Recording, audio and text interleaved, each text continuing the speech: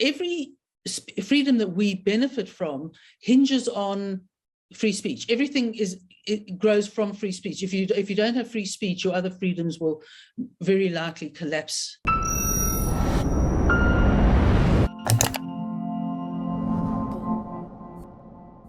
Is free speech under threat in South Africa? Well, somebody who thinks so and is prepared to do something about it is Sara Gon. She is the founder of the local chapter of the Free Speech Union here in Johannesburg.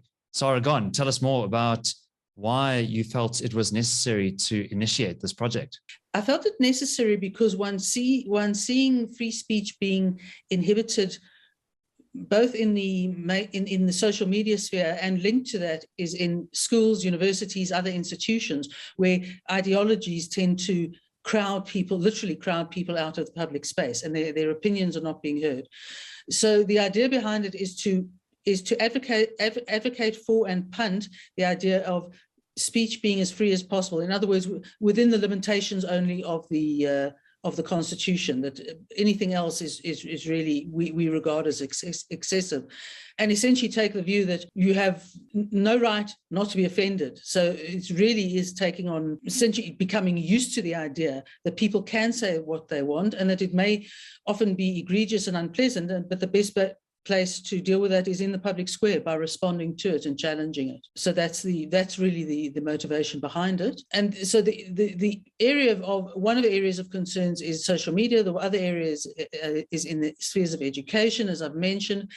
And the third is really the fact that every freedom that we benefit from hinges on free speech. Everything it grows from free speech. If you don't have free speech, your other freedoms will very likely collapse. So that's what we're really trying to do, is strengthen it, and we think there'll be a need for it, particularly as the ruling party disintegrates. It's going to become more autocratic, and perhaps the best example of that was Aaron Motsoaledi's response to the Helen Suzman Foundation challenging him on his Zimbabwe visa process.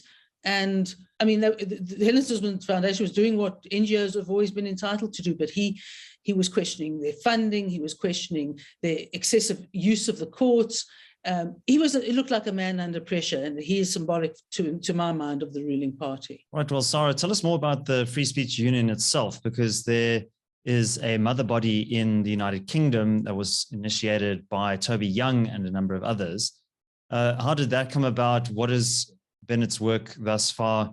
What is the relationship there with the South African chapter? It was really in looking at the work that the FSU UK was doing that sort of excited me and prompted me to open a chapter. And we could have essentially been an entity entirely with no relationship, but we thought the benefit of the relationship with the UK was, A, they've been in the trenches for a few more years. They've fought some of these fights. Not all of them obviously are relevant to us. And ironically, I think the free speech space is closing more specifically in the UK than it is here.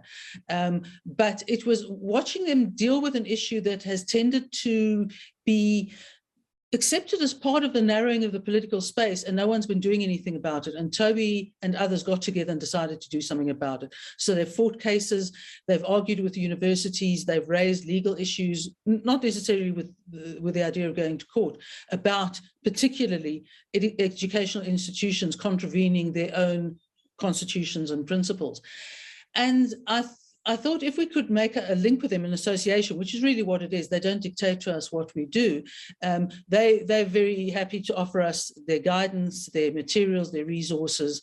And I'm actually really hoping that the advisory body, we've got an advisory body of six experts in areas of law and social media. They've got about 40, and they are, let's put it this way, international political celebrities, and I would hopefully like to be able to draw on some exposure to them for South Africa and for the South African context. So Sara, who are the local advisors here of the FSU? One that is most well known to you is Mark Oppenheimer, because he's done a considerable amount of legal work in this area, and in the area of free speech, hate speech, and the Constitution. So that makes him a very, very useful addition. We've got on board Professor David Benatar from the University of Cape Town, who's been on the receiving end of the closing down of speech in an academic space. Richard Wilkinson, who is dealing with schools and what he calls school capture. Again, the closing down of space and the imposition of opinions, and he's on the council of the institute.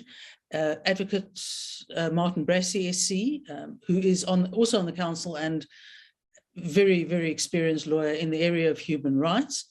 And Caroline Cronier, who is the wife of our former CEO, who has an extensive grasp of the areas of critical race theory and critical gender theory. So I think that's who we've got. So it's an esteemed panel, even if it's a somewhat small panel by United Kingdom terms. Right. So Sara, there is the advocacy function that the FSU hopes to achieve in terms of opening up the space for free speech.